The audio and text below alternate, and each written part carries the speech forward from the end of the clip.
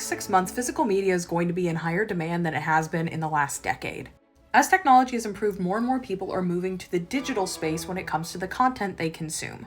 However, with the rise of anti-consumer policies by large companies, people are realizing that this digital space is not as friendly to them as they once hoped. We can see this in multiple aspects, whether it's video games, books, movies, or TV shows.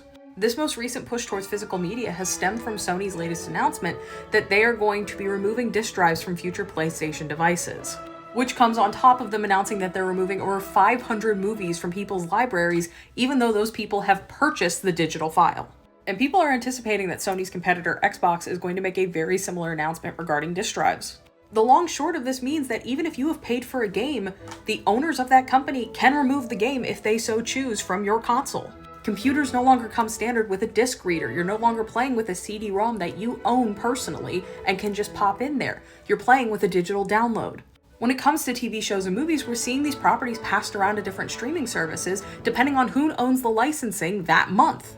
A prime example just happened. Gilmore Girls was very suddenly removed from Netflix and no longer is offered there. If people wanted to watch it, they then had to go get a Disney Plus/Hulu subscription or a Prime Video subscription. We saw this happen with the Friends TV show, which was on Netflix for a long time, but then was moved to HBO Max, and people had to go get that subscription if they wanted to keep watching it. As stated earlier, Sony is removing movies from people's devices. We're even seeing original properties like She-Ra completely removed from their home base, aka Netflix, never to be seen again.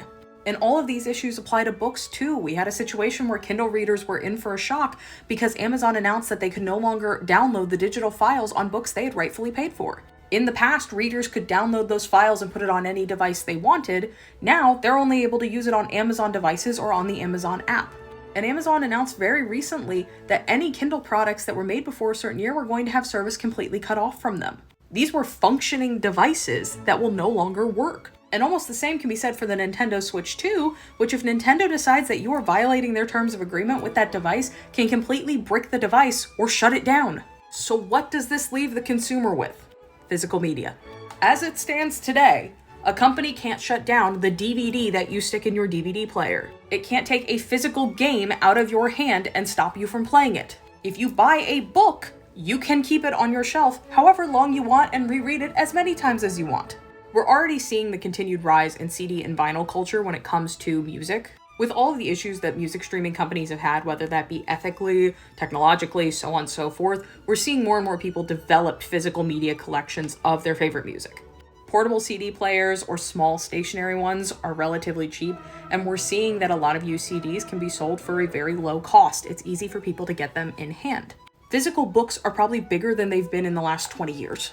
There's been a massive boom in reading, and forming a physical collection has become the epitome of that. If a book is banned from a library, it's not coming off of your physical shelf.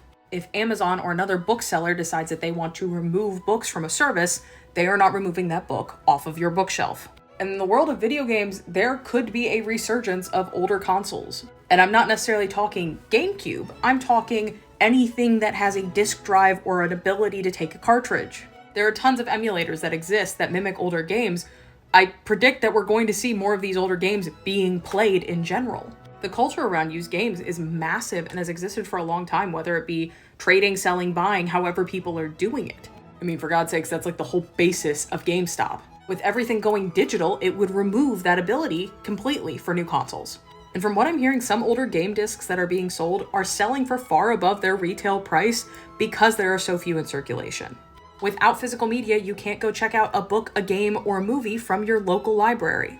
That's the only way for some people to access any of these materials. The consumption of physical media is going to keep growing, and the root of that is anti-consumer policies by massive companies.